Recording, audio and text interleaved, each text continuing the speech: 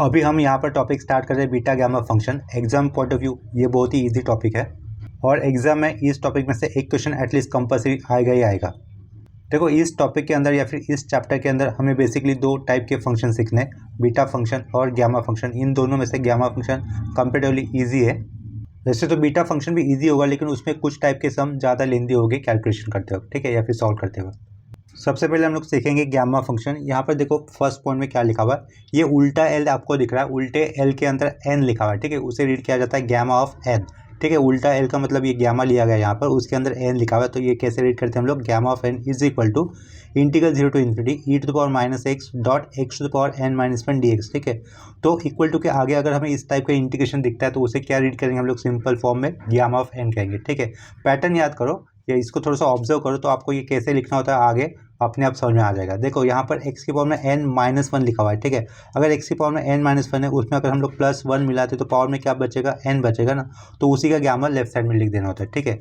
आगे देखो क्या लिखा हुआ है, gamma of n+1 is equal to integral 0 to infinity e⁻x, ये वाला पार्ट दोनों केस में सेम है, लास्ट में dx भी सेम है। यहाँ पर देखो सिर्फ x पे पावर में क्या हो गया n, x की पावर में अगर n है तो हम लोग इसमें +1 मिलाएंगे, +1 मिलाने के बाद जो भी बचता है उसी का गैमा आंसर में लिख देना। तो यहाँ पे क्या लिखा हुआ है, गैमा ऑफ n+1 लिखा हुआ है, ठीक है। एग्जाम में गैमा फंक्शन के ऊपर आए हुए प्रॉब्लम्स करने के लिए आपको सिर्फ बेसिकली ये दो डेफिनेशन पता होनी चाहिए, फिर या दोनों में से कोई भी एक डेफिनेशन पता होनी चाहिए, ठीक है। आगे हमने लिखा हुआ है प्रॉपर्टीज ऑफ गैमा फंक्शन, ठीक है। तो यहाँ पे देखो लेफ्ट साइड में क्या दिख रहा है, गैमा ऑफ n+1 का मतलब लिया गया है n गैमा ऑफ n, यानी कि इसमें से एक कम करने पर हम लोग उसको बाहर लिखेंगे और उसी का गैमा ऑफ n लिख देंगे, ठीक है। n गैमा ऑफ n का मतलब क्या होता है, n फैक्टोरियल होता है, या फिर गैमा ऑफ n+1 का मतलब क्या होता है, n फैक्टोरियल होता है, ठीक है। नीचे वही लिखा हुआ है, सिर्फ +1 कम करके लिखा हुआ है उसी ऊपर वाले पॉइंट में। देखो यहाँ पर +1 है तो वो +1 कम करके वो क्या बनेगा, गैमा ऑफ n बनेगा। n में से एक कम करके तो वो होगा n-1, गैमा ऑफ n में से एक कम करके वो होगा गैमा ऑफ n-1, ठीक है। ये n लिखा हुआ था, उसमें से एक कम करने पर क्या लिखा है नीचे, n-1 फैक्टोरियल लिखा हुआ है, ठीक है। इस फैक्टोरियल नोटेशन का मतलब आप लोग जानते हैं कि जैसे कि आपका मैं लिखता हूँ 5 फैक्टोरियल, ठीक है। तो 5 फैक्टोरियल का मतलब क्या होगा, 5 इंटू 4 इंटू 3 इंटू 2 इंटू 1 लिखना, ठीक है, अप टू 1 तक आना। अगर मैं यहाँ पे लिखता हूँ 13 फैक्टोरियल, तो 13 फैक्टोरियल का मतलब क्या हो जाएगा, 13, एक एक नंबर कम करते करते हमें कहाँ तक पहुँचना है, 1 तक पहुँचना है, ठीक है, एक एक नंबर कम करते वक्त, और उन नंबर के बीच में हमें मल्टीप्लिकेशन साइन देना होता है। तो ये कैसे लिखूंगा, 13 into 12 into 11 into 10 into, suppose मुझे 9 पे रुकना है तो 9 लिखकर मैं वहाँ पर 9 फैक्टोरियल लिख सकता हूँ, ठीक है। तो यहाँ पर मैंने अभी आपको फैक्टोरियल का मतलब बता दिया है। आगे देखो हमने क्या लिखा हुआ, गैमा ऑफ 1 का मतलब क्या होगा, 1 ही होगा। गैमा ऑफ 0 का मतलब होगा इन्फिनिटी। गैमा ऑफ ये क्या लिखा हुआ है, 1/2, उसका मतलब होगा √5, ठीक है। ये हमें प्रूव भी करना होता है, लेकिन ये प्रूव करने एग्जाम में नहीं आएगा, लेकिन आप लोग याद रखो गैमा ऑफ 1/2 कितना होता है, √π होता है, ठीक है। ये हम लोग प्रूफ करके भी निकाल सकते हैं, लेकिन यहाँ पर हमें प्रूफ करने के लिए एग्जाम में पूछेंगे नहीं, प्रूफ करने की कोई जरूरत है भी नहीं, सिर्फ आपको इतना समझ लेना है कि गैमा ऑफ 1/2 की वैल्यू होती है √π, ठीक है। आगे हमने लिखा हुआ है if n is a negative integer, यानी कि इस n के अंदर अगर यहाँ पर ये जो 1 है ना, 1 की जगह पे अगर निगेटिव इंटीजर है तो वैल्यू क्या हो जाएगी, इन्फिनिटी हो जाएगी, ठीक है। आगे लिखा हुआ हमने second form of gamma function. Gamma function का पहला फॉर्म हम लोग ने ऊपर देखे थे, दो तरीके के, ठीक है। अभी ये second form of gamma function में क्या लिखा हुआ है, लेफ्ट साइड में तो गैमा ऑफ n है is equal to 2 times of integral 0 to infinity e⁻x² dot x⁻2n-1 dx, ठीक है। देखो गैमा फंक्शन का एक टाइप हमने क्या देखा था शुरुआत में, इंटीग्रल 0 टू इन्फिनिटी e⁻x ये देखा हुआ था, और ये क्या था, x के पावर में n-1 dx लिखा हुआ था, ठीक है।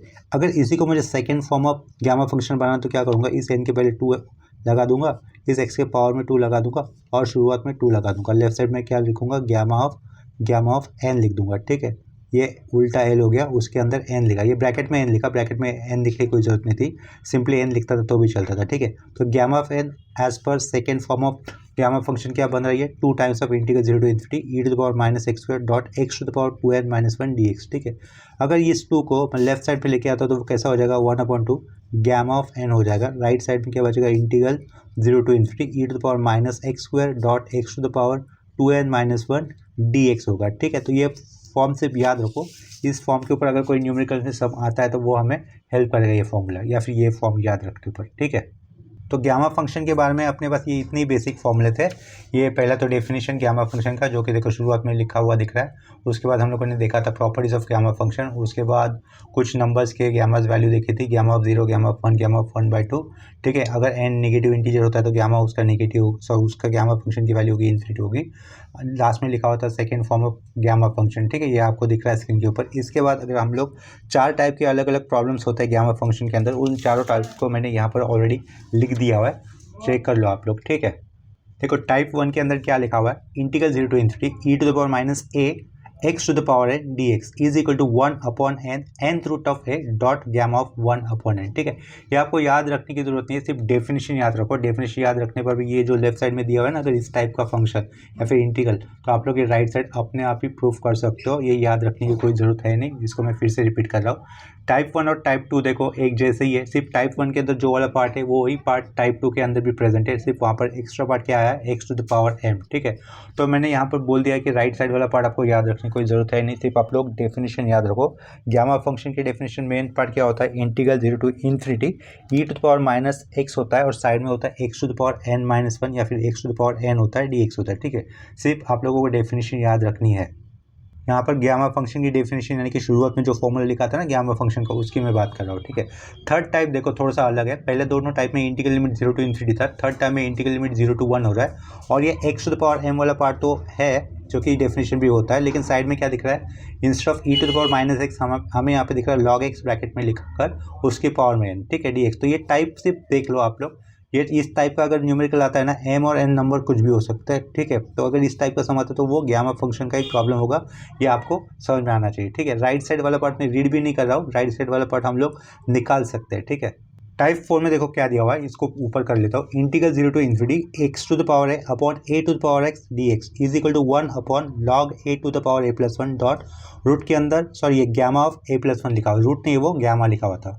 टाइप 4 भी बहुत इंटरेस्टिंग है समझने के लिए। Integral 0 to ∞ x to the power है upon a to the power x। ठीक है, उसका उल्टा हो रहा है, बेस और ये पावर एक दूसरे के उल्टा हो रहा है, ऊपर और नीचे, यानी कि न्यूमरेटर और डिनोमिनेटर में। ठीक है, ये टाइप हम लोगों ने अभी रीड कर लिया। अभी हम लोग क्या करेंगे, इस टाइप के ऊपर एक एक या फिर दो या फिर 2 या 3 सम कर लेंगे। ठीक है, हर एक टाइप के ऊपर इनमें से एक हर टाइप एग्जाम में आने के चांसेस होंगे, तो इनको ठीक से लर्न करना। टाइप 3 और ये 4 आपको सामने दिख रहे हैं। इसके बाद मैं टाइप 1 और 2 नीचे ले लेता हूँ, उसको भी आप लोग चेक करो। एक जैसे ही है, सिर्फ टाइप 2 में एक्स्ट्रा क्या आ रहा है, x to the power m आ रहा है।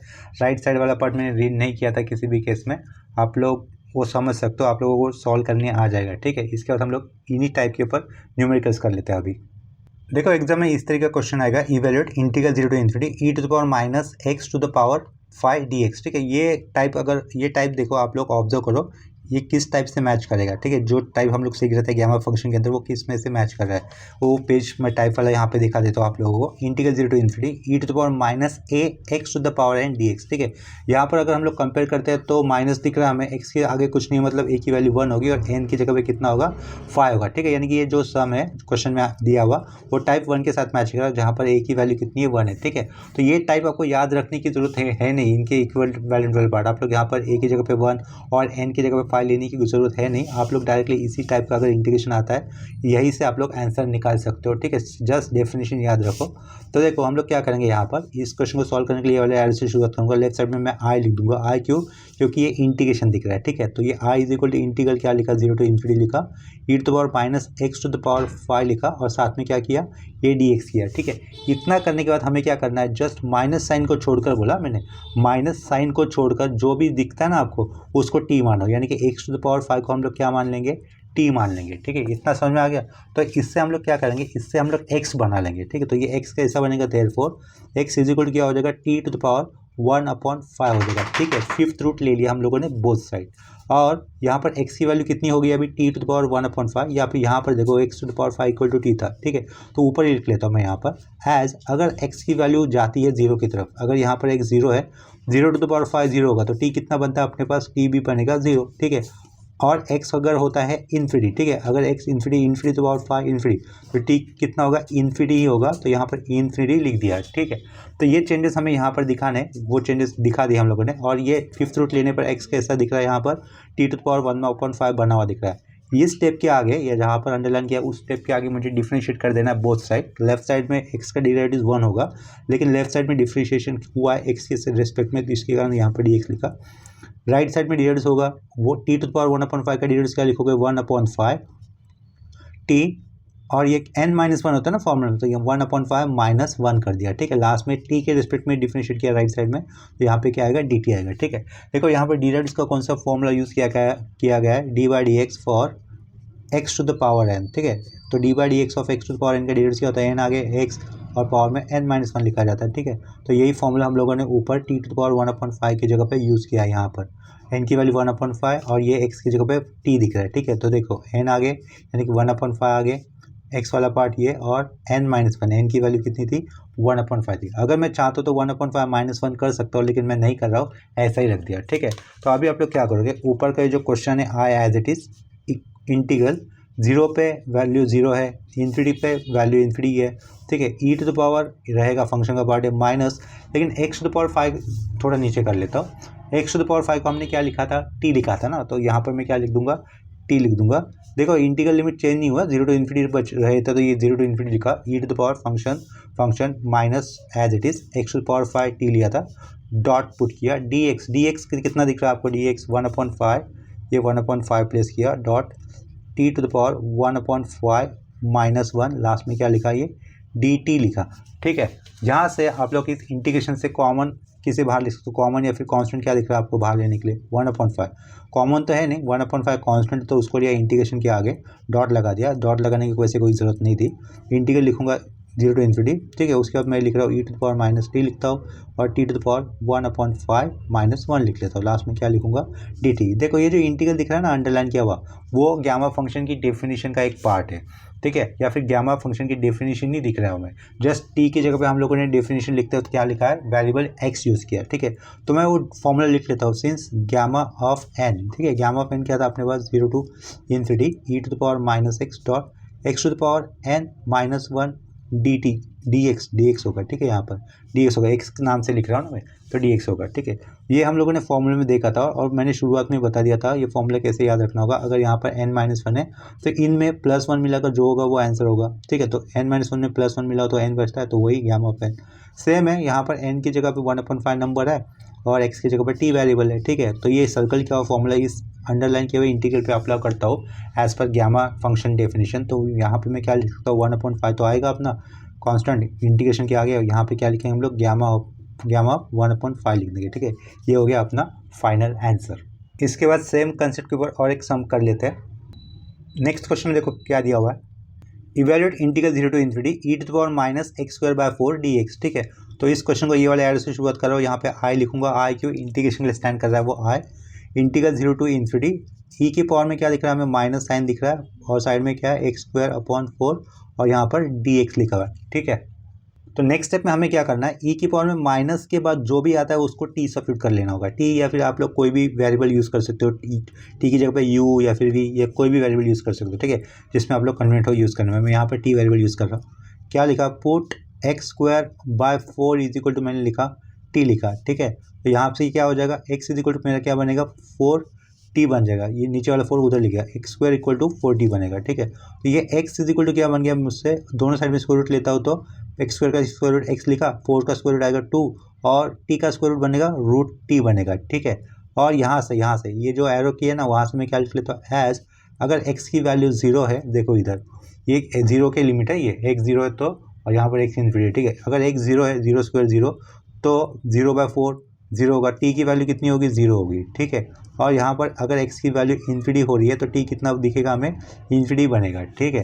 तो वो चेंजेस हम लोगों ने यहाँ पर लिमिट ये कर दिया, x is equal to 2√t दिख रहा है, x दोनों साइड डिफ्रेंशिएट करेंगे तो x लेफ्ट साइड में x का डेरिवेटिव वैसे तो 1 होगा, लेकिन x के रिस्पेक्ट में डिफ्रेंशिएट किया इसके कारण dx लिखा, ये 2 लिखा, कांस्टेंट एज इट इज रहता है, √x का डेरिवेटिव होता है 1/2√x, तो यहाँ पे क्या लिखूंगा 1/2√t लिखना होगा मुझे, 2 कैंसिल हो रहा है, ठीक है। 2 कैंसिल होने के बाद क्या बचेगा अपने पास, dx 1/√t बचेगा, इतना समझा आपको। तो ये सब कुछ हम लोग ऊपर दिए हुए क्वेश्चन के अंदर यूज़ कर लेंगे। देखो अपना क्वेश्चन क्या था, i is equal to integral 0 to infinity e to the power -x²/4 को तो हमने t लिया था, ठीक है। तो वो चेंजेस कर दूंगा, यहाँ पर क्या लिखा, सबसे पहले लेफ्ट साइड में i लिखा, इंटीग्रल लिमिट बदले नहीं तो integral limit as it is लिखेंगे, E to the power minus X square by 4 की जगह पे मुझे लिखना होगा टी डॉट दिया डी एक्स की जगह पे क्या लिखूंगा, सिंपली 1/√t लिख दूंगा। तो 1/√t लिखा, लास्ट में क्या होगा मेरा यहाँ पर dt लिखना होगा। ठीक है, यहाँ पर मुझे dt लिखना चाहिए था क्योंकि राइट साइड में t वेरिएबल है, t का डिफरेंशिएट किया, √t का डिफरेंशिएट किया 1/2√t, लेकिन t के रिस्पेक्ट में होने के कारण यहाँ पर dt लिखना चाहिए था, लास्ट में भी लिख दिया। ठीक है, तो वो dt हम लोगों ने यहाँ पर भी लिखा हुआ है। अभी यहाँ पे ध्यान दो आप लोग ठीक तरीके से, इंटीग्रल क्या लिखे हम लोग 0 to ∞ e to the power minus T लिखा। देखो 1/t, अपॉन में टी की पावर कितनी है, रूट, ये टी रूट में लिखा हुआ है ना, यानी कि टी की पावर कितनी होगी, अपॉन में हाफ हो गई। ठीक है, यहाँ पे क्या लिखा, dt लिखा। तो i इक्वल टू, फिर से नीचे वाला जो t है पावर में हाफ लिखा हुआ, वो अगर हम लोग न्यूमरेटर में लेके जाएंगे तो क्या हो जाएगा, माइनस हाफ हो जाएगा। तो यहाँ पे क्या आएगा 0 to ∞ हो जाएगा e to the power minus t dot t to the power, ये माइनस हाफ होगा और यहाँ पे क्या लिखेंगे, dt लिखेंगे साइड में। ठीक है, तो देखो लास्ट में हमें क्या मिल रहा है, r is equal to integral 0 to ∞ e to the power minus t dot t to the power minus half dt। ठीक है, लास्ट में हमें t इस वेरिएबल के पावर में -1 अलग से नहीं दिख रहा है। क्या कहा, लास्ट में हमें ये अगर पार्ट, इसको अगर हम लोग लैप्लास कह रहा हूँ मैं, सॉरी, गामा फंक्शन की डेफिनेशन के साथ अगर कंपेयर करते हैं तो हमें t इस की पावर में -1 अलग से नहीं दिख रहा है। ठीक है, देखो डेफिनेशन चेक कर लो एक बार फिर से, integral 0 to ∞ e to the power minus x dot x to the power n d x, इस एन के पावर में साथ में -1 नहीं दिख रहा है। तो ऐसे केस में ग्यामा लिखते हो हम लोग क्या करते हैं, यहाँ पर पावर में एक्स के पावर में जो भी आता है उसमें +1 मिला के लिखते हैं। इसके कारण लेफ्ट साइड में क्या लिखा है, गामा ऑफ n+1। ठीक है, तो इसी इक्वल टू के राइट साइड में लिखे हुए राइट साइड के फॉर्म के साथ हमारा ये लास्ट वाला फंक्शन मैच कर रहा है। टी की एन, देखो टी ये एन की जगह पे, टी ये एक्स की जगह पे आया हुआ है ये।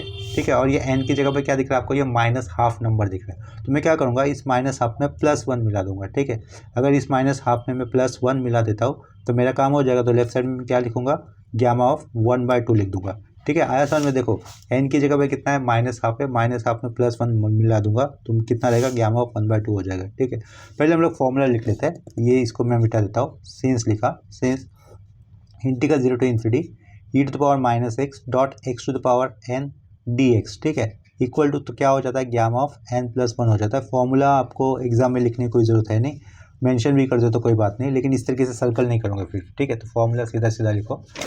तो देखो यहाँ पर x की जगह पे ऊपर t दिख रहा है हमें और n की जगह पे -1/2 दिख रहा है। तो ये फॉर्मूले के नीचे वाला फॉर्मूला अप्लाई कर दो। ये कैसे लिखूंगा, n की जगह पे -1/2 +1 हाफ, लेकिन वो किसके अंदर आएगा, गामा के अंदर आएगा। ठीक है, तो i इक्वल टू, सिंपली मैं यहाँ पे क्या लिख दूँगा, गामा ऑफ 1/2 लिखूंगा।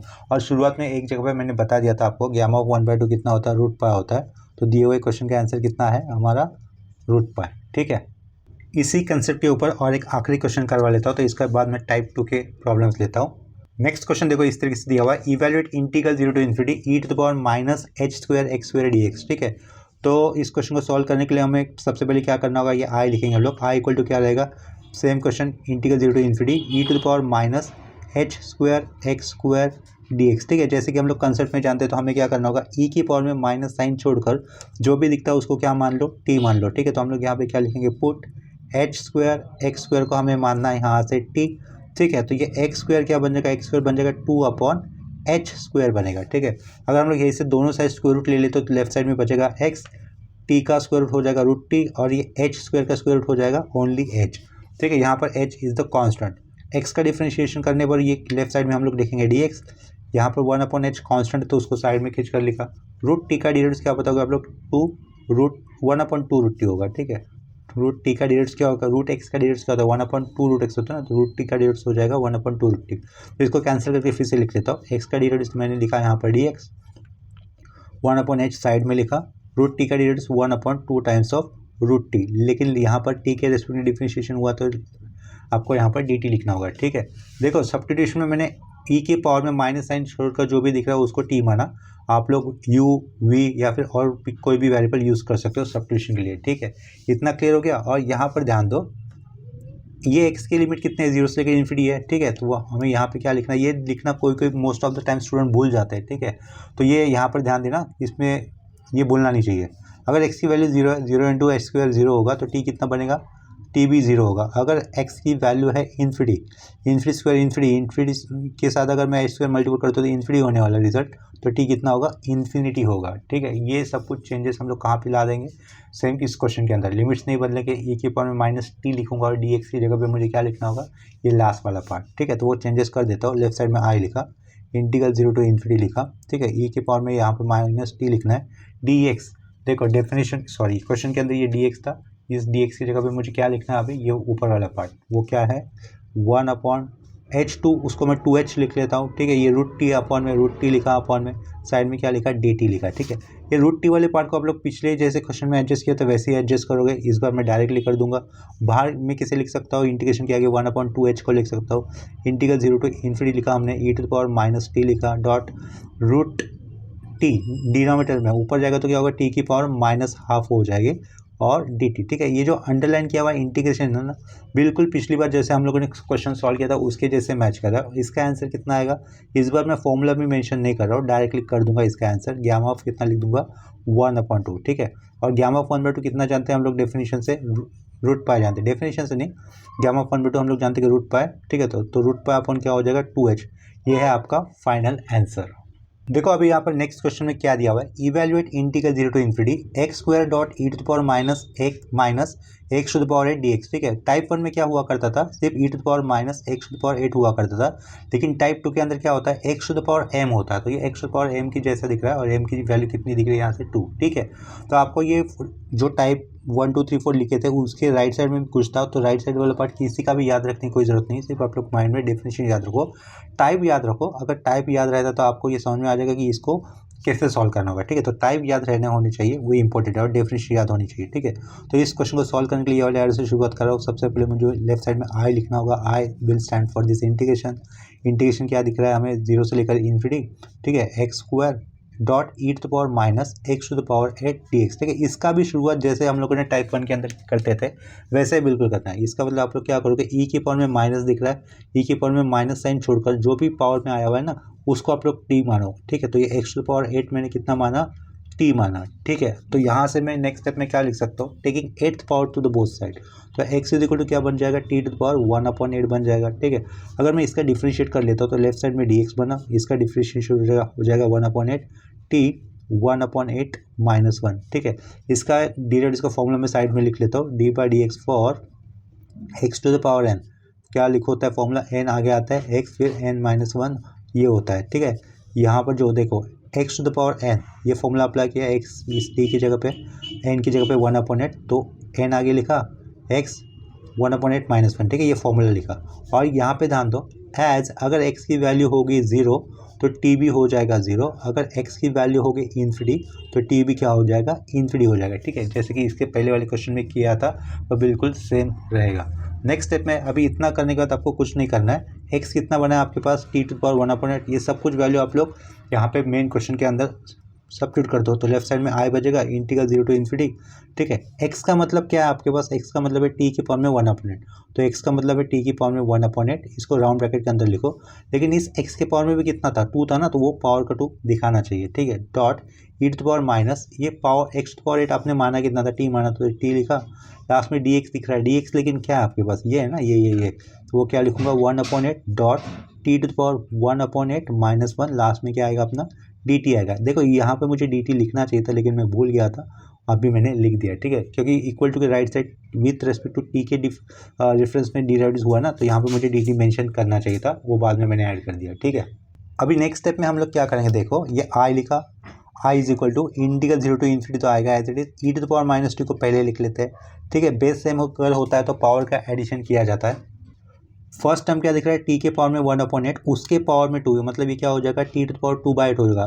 टी टू द पावर 2/8 को हम लोग कैसे लिख सकते हैं, टी टू द पावर 1/4 लिख सकते हैं, डॉट ये साइड में क्या दिख रहा है, टी टू द पावर 1/8 -1, ठीक है। ये कांस्टेंट लिखने रह गया था, उसको मैं लास्ट में लिख लेता हूँ इस बार, और लास्ट में क्या आएगा, डी टी आएगा, ठीक है। नेक्स्ट स्टेप में जो कांस्टेंट लास्ट में लिखा है उसको मैं इंटीग्रेशन के आगे लिख लेता हूँ, 1/8 लिखा, इंटीग्रल 0 टू इन्फिनिटी लिखा, e to the power -t लिखा। बेस सेम होने पर पावर का एडिशन किया जाता है, t to the power 1/4 dot t to the power 1/8 -1, ठीक है। तो 1/4 प्लस 1/8 का ही एडिशन कर लेता हूँ मैं कैलसी से, -1 को साइड में दिखा दूंगा, ऐड अगर करता हूँ तो पूरा कैलकुलेशन नहीं करता, 1/4 प्लस 1/8 -1 पूरा कैलकुलेशन नहीं करता हूँ, 1/4 प्लस 1/8 -1 में साइड में ऐड किया हुआ दिखा दूंगा, ठीक है। तो इसका मतलब टी टू द पावर कितना करना है मुझे, ऊपर 1/4 प्लस 1/8 का ही एडिशन करना है ओनली। तो 1/4 प्लस 1/8 का एडिशन कितना आएगा, 3/8 आएगा। तो यहाँ पे मैं पावर में क्या लिखूंगा, 3/8। लेकिन इन्हीं के एडिशन में ये -1 वाला पार्ट भी था, तो वो -1 एज इट लिखा, डॉट 1/8 आगे लिखा हुआ है, लास्ट में क्या लिखूंगा, dt वाला पार्ट लिखूंगा, ठीक है। अभी यहाँ पर जो इंटीग्रेशन दिख रहा है ना, आप लोग उसको एक स्टैंडर्ड फॉर्मूले के साथ मैच करो। ये स्टैंडर्ड फॉर्मूला किसका होगा, डेफिनेशन का होगा। डेफिनेशन में क्या था, देखो यहाँ पर गामा ऑफ, पहले मैं आगे वाला पार्ट लिख लेता हूँ, इंटीग्रल 0 to ∞ e⁻x हुआ करता था, x⁻n-1 लिखा है, ठीक है। जब भी n-1 होता है तो उसमें +1 करके जो भी आंसर आएगा वो लिखना होता है। यहाँ पे पीछे क्या रहेगा, गामा ऑफ n रहेगा, ठीक है।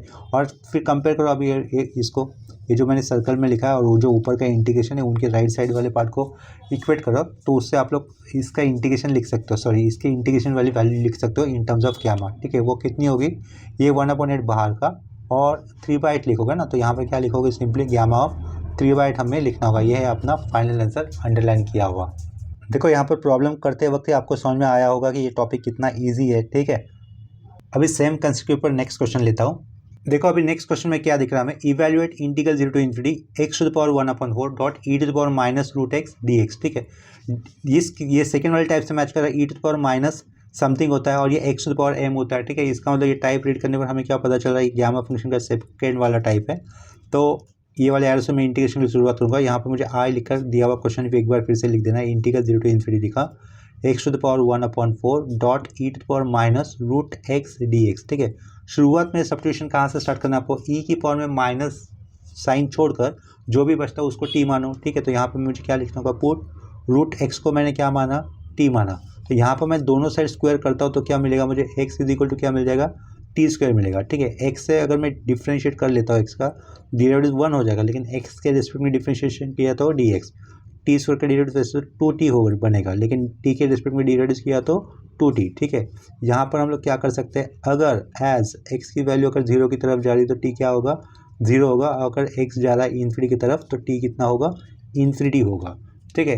अभी ये सारे चेंजेस जो हम लोग की किए हैं यहाँ पर इस फॉर्मूले में यूज़ कर लेंगे, मतलब ये जो क्वेश्चन है ना उसमें यूज़ कर लेंगे। लेफ्ट साइड में क्या रहेगा, आई, इंटीग्रल लिमिट नहीं बदलेगा, 0 to ∞ लिखा, x का मतलब क्या दिख रहा है आपको, t², ये t² लिखे हम लोग, पावर में कितना आएगा, 1/4, ठीक है। x का मतलब कितना बनता था, t² और उसकी पावर में 1/4 था, इसके कारण वो ब्रैकेट में लिखा x वाला टर्म जो t² बन रहा था उसकी पावर में 1/4 लिखा, ठीक है। ये डॉट लगा दिया, e के पावर में माइनस √x का मतलब तो t लिया गया था तो t लिखा, और dx दिख रहा है, dx क्या है आपके पास, ये सब कुछ 2t dt है, ठीक है। इसको हम लोग आगे नेक्स्ट वाले पेज पे कंटिन्यू कर लेते हैं। देखो आगे के स्टेप में हम लोग किसे कॉमन बाहर ले सकते हैं, कॉमन या फिर कांस्टेंट अगर कोई है तो उसको बाहर ले सकते हैं। ये कांस्टेंट दिख रहा है 2, तो 2 आएगा इंटीग्रेशन के आगे, ठीक है। 2 इंटीग्रल 0 to ∞ लिखा है एज इट इज। सबसे पहले मैं लिख लेता हूँ e⁻t, तो e⁻t भी लिखा उस साथ में, ठीक है। 2 आगे लिखा, e⁻t लिखा, ये t अकेला है, इसके पावर में कितना है, 1 है, ये t है, t के पावर में 2 है और उसके पावर में 1/4 है, तो मतलब ये क्या हो जाएगा, t 1/2 हो जाएगा, ठीक है।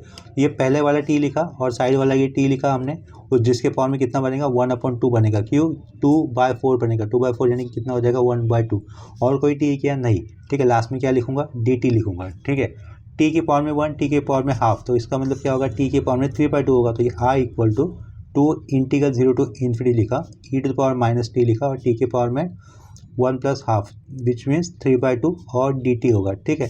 ये अंडरलाइन किया हुआ जो भी इंटीग्रेशन दिख रहा है वो गामा फंक्शन की किसी एक डेफिनेशन के साथ मैच करेगा, पहले जो देखी थी ना हमने दोनों में से एक के साथ, तो जिसके साथ मैच कर रहा है वो वाला फॉर्मूला मैं यहाँ पे लिख देता हूँ। एग्जाम में आपको हर बार फॉर्मूले लिखने की कोई ज़रूरत है नहीं, सिर्फ आपने उसको अप्लाई करते हो सही तरीके से तभी भी आपका काम बन जाएगा, ठीक है। तो इसको देखो, इसको मैं कैसे लिख सकता हूँ, गामा ऑफ n+1 लिखूंगा, ठीक है। इंटीग्रल 0 to ∞ आएगा, e⁻x आएगा, यहाँ पर x⁻n होगा और ये dx आएगा, ठीक है। ये फॉर्मूला हम लोगों ने शुरुआत में लिखा था, ठीक है। जैसे कि क्या बताया था, अगर x की पावर में n होता है तो +1 देखिए आपको लेफ्ट साइड में गामा लिखना होता है, ठीक है।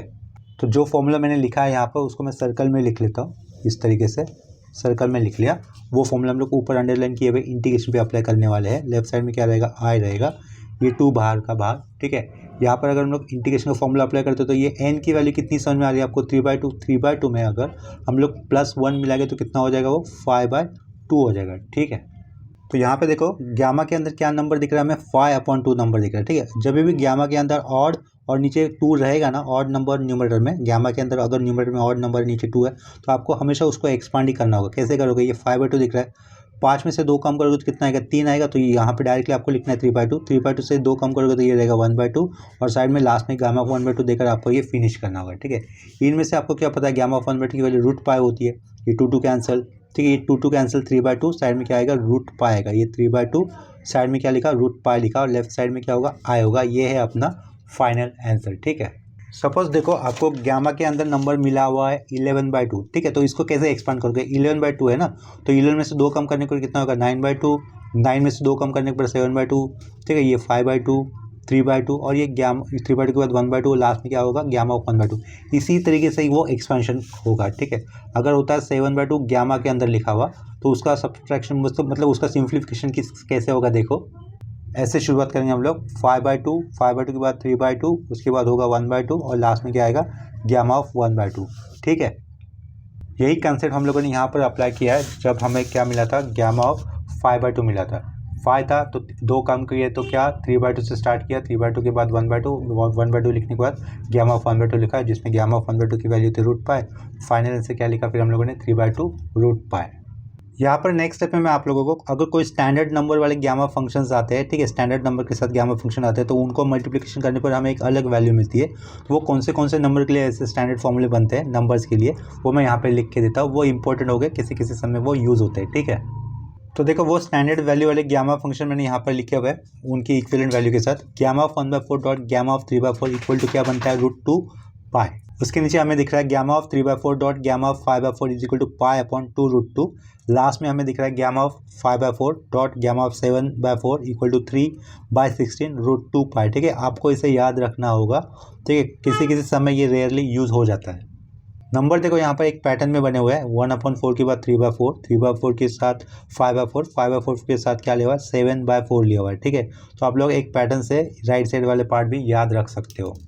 तो आज के लेक्चर में हम लोगों ने बीटा गामा फंक्शन में से गामा फंक्शन इस कंसेप्ट के ऊपर पहले 2 टाइप के ऊपर प्रॉब्लम्स किए हैं। नेक्स्ट लेक्चर में भी हम लोग टाइप 2 के ऊपर कुछ प्रॉब्लम्स करेंगे, उसके बाद टाइप 3 के ऊपर प्रॉब्लम करेंगे, ठीक है।